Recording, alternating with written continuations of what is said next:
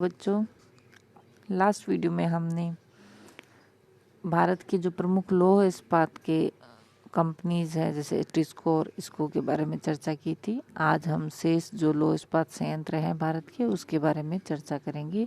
इसमें सबसे पहला नाम आता है Visvesvaraya iron and steel company limited, VISL भी कहते हैं जिसे।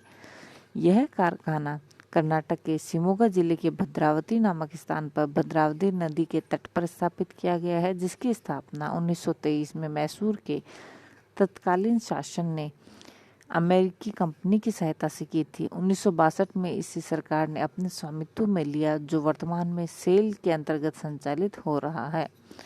विश्वेश्वरैया स्टील कंपनी के विकास के लिए इस क्षेत्र में निम्नलिखित भौगोलिक दशाएं हैं। पहली, भद्रावती नदी द्वारा निर्मित समतल घाटी क्षेत्र जो लगभग 13 किलोमीटर की चौड़ाई में विस्तृत है। दूसरा है कर्नाटक के चिकमंगलूर जिले की बाबा बुदन की पहाड़ियों में स्थित केमानगुंडी खान से उत्तम लौह अयस्क की प्राप्ति होती है। तीसरा है कोक कोयले की कमी के कारण यहाँ लकड़ी का उपयोग लोहा गलाने में किया जाता है। लकड़ी के लिए शिमोगा में स्थित सुरक्षित वन क्षेत्र के वनों का उपयोग किया जाता है, जो 1700 वर्ग किलोमीटर क्षेत्र में विस्तृत है। चौथा है विद्युत शक्ति की आपूर्ति महात्मा गांधी जल विद्युत संयंत्र तथा शरावती नदी पर स्थित विद्युत परियोजना से हो जाती है। पांचवा है भांडीगुड्डा की खानों से चूने के पत्थर की प्राप्ति होती है। छठा है डोलोमाइट, क्रोमाइट तथा मैग्नीज की स्थानीय क्षेत्र शिमोगा से आपूर्ति होती है। सातवां है बेरूर शिमोगा रेल मार्ग पर स्थित होने के कारण परिवहन तथा निर्मित माल के लिए बाजार की सुविधा भी उपलब्ध है। अगला इस्पात संयंत्र है राउरकेला इस्पात कारखाना या संयंत्र, जो कि द्वितीय पंचवर्षीय योजना काल में जर्मनी की सहायता से उड़ीसा के सुंदरगढ़ जिले में राउरकेला संयंत्र की स्थापना की गई, जो नागपुर कोलकाता रेल मार्ग पर स्थित है। सन 1959 में यह संयंत्र संचालित हो गया था। वर्तमान समय में यह कारखाना सार्वजनिक क्षेत्र में सेल के अधिकार में संचालित है। राउरकेला इस्पात संयंत्र की स्थापना में निम्नलिखित भौगोलिक कारकों का महत्वपूर्ण स्थान है। पहला, ओडिशा की सुंदरगढ़ क्योंझर किरुबुरु खानों से लोह अयस्क मिलता है। दूसरा, धनबाद, बोकारो, झरिया, तलचर तथा कोरबा खानों से उत्तम कोयला मिलता है। तीसरा है महानदी पर निर्मित हीराकुंड बांध से जल विद्युत आपूर्ति होती है। चौथा है स्थानीय क्षेत्र बांस पानी से मैग्नीज, चूने का पत्थर तथा डोलोमाइट मिलता है। पांचवा है ब्राह्मणी तथा उसकी सहायक सांख एवं कोयल नदी द्वारा जल प्राप्ति होती है। छठा है कोलकाता बंदरगाह की सुविधा तथा निकटवर्ती औद्योगिक क्षेत्र में निर्मित माल के लिए बाजार की सुविधा उपलब्ध है। अगला इस्पात संयंत्र है भिलाई इस्पात संयंत्र या भिलाई इस्पात कारखाना। यह इस्पात संयंत्र जो है वो उत्पादन की दृष्टि से वर्तमान में भारत का सबसे बड़ा इस्पात कारखाना है, जिसमें 1959 से इस्पात का उत्पादन किया जा रहा है। द्वितीय पंचवर्षीय योजना काल में सोवियत रूस की सहायता से छत्तीसगढ़ के दुर्ग जिले में स्थापित किया गया था। वर्तमान में यह संयंत्र सार्वजनिक क्षेत्र में सेल के अधीन संचालित है। नागपुर से 260 किलोमीटर दूर नागपुर कोलकाता रेल मार्ग पर यह संयंत्र अवस्थित है, जिसके लिए निम्नलिखित भौगोलिक दशाएं हैं। पहला, डली राजड़ा पहाड़ियों से उत्तम हेमेटाइट लोह अयस्क की प्राप्ति। दूसरा है कोरबा खानों से कोयला तथा धुला हुआ कोयला करगली से तथा झारिया व बोकारो से प्राप्त होता है। तीसरा, चूना पत्थर दुर्ग, बिलासपुर, रायपुर से प्राप्त होता है। चौथा है कोरबा ताप विद्युत संयंत्र से विद्युत की आपूर्ति होती है। पांचवा है समीपवर्ती क्षेत्र में स्थित तंदुला नहर से जल तथा विशाखापट्टनम बंदरगाह से निर्मित माल के निर्यात की सुविधा आदि। अगला इस्पात संयंत्र है दुर्गापुर एकीकृत इस्पात संयंत्र, जो दुर्गापुर में है। द्वितीय पंचवर्षीय योजना काल में ब्रिटिश सरकार की सहायता से पश्चिम बंगाल के वर्धमान जिले में आसनसोल कोलकाता रेल मार्ग पर दामोदर नदी के किनारे इस कारखाने की स्थापना की गई। वर्तमान में यह संयंत्र सार्वजनिक क्षेत्र में सेल के अधीन संचालित है तथा कोलकाता से केवल 160 किलोमीटर दूर उत्तर पश्चिम में स्थित है। इस संयंत्र में उत्पादन 1962 से प्रारंभ हो गया था। इसके लिए निम्नलिखित भौगोलिक दशाएं उपलब्ध है।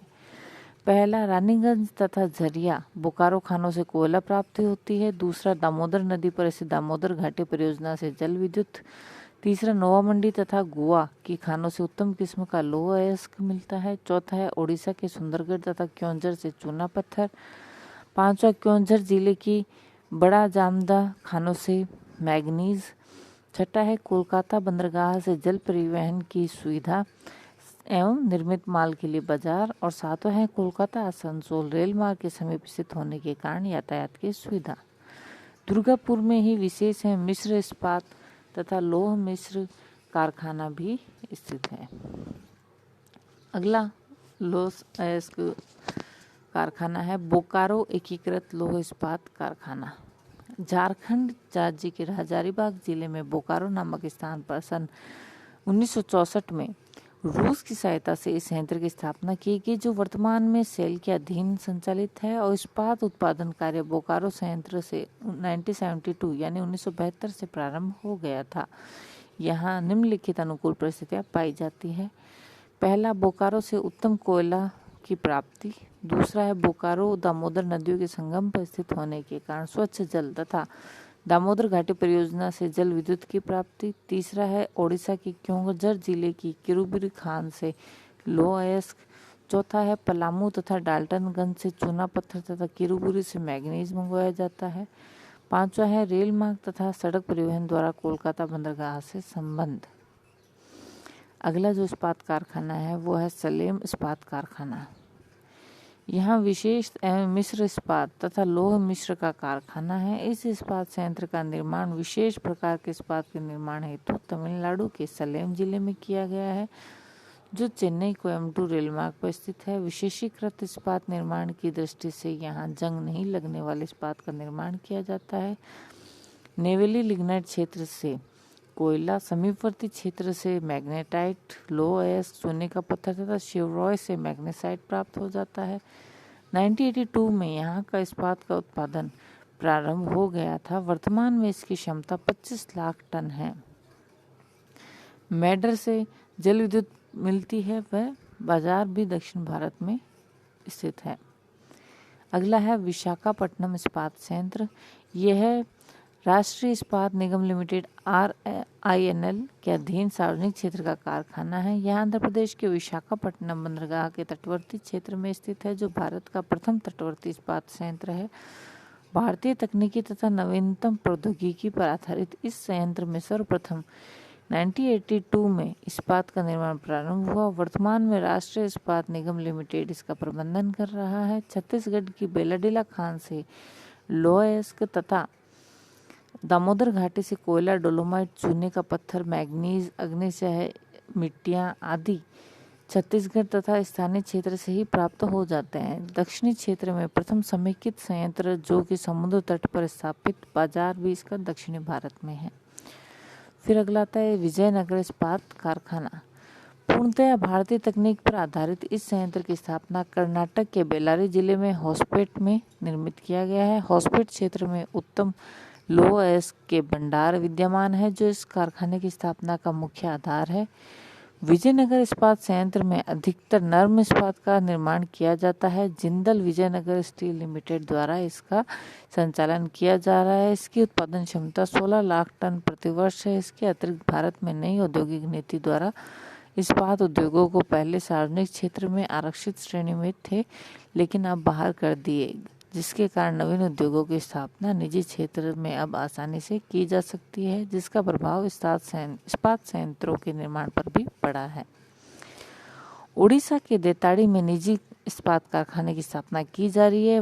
महाराष्ट्र में इस्पात उद्योग लिमिटेड द्वारा रत्नागिरी जिले के डोलवी नामक स्थान पर इस्पात कारखाने की स्थापना की जा रही है। यहाँ पर 1.6 मिलीमीटर मोटी इस्पात चदरों का निर्माण भी किया जाता है। सेल के अधीन ही महाराष्ट्र इलेक्ट्रोस्लेम लिमिटेड चक्रपुर महाराष्ट्र में अन्य इस्पात संयंत्र है। इसके अलावा सनफ्लैग कंपनी ने नागपुर के भंडारा में एक छोटे इस्पात संयंत्र की स्थापना की है। दाईतारी इस्पात संयंत्र एवं पास्को संयंत्र पाराद्वीप, डोलवी, रत्नागिरी अन्य प्रमुख नवीन संयंत्र है। लौह इस्पात का व्यापार भारत, रूस, New Zealand, Iraq, Iran, Kuwait, Sri Lanka, Malaysia, Bangladesh, Myanmar, Tanzania, संयुक्त अरब अमीरात, कीनिया आदि देशों से करता है। भारत की सार्वजनिक प्रबंध संस्थान सेल विश्व के अन्य देशों जैसे मैक्सिको, दक्षिण अफ्रीका तथा पश्चिमी एशिया के अन्य देशों में इस्पात निर्यात की संभावनाओं का भी प्रयास कर रहा है। तो बच्चों, ये थे भारत का लौह इस्पात उद्योग संयंत्र के बारे में। नेक्स्ट वीडियो में हम भारत के किसी अन्य उद्योग के बारे में चर्चा करेंगे। तब तक के लिए स्टे होम, स्टे सेफ। धन्यवाद।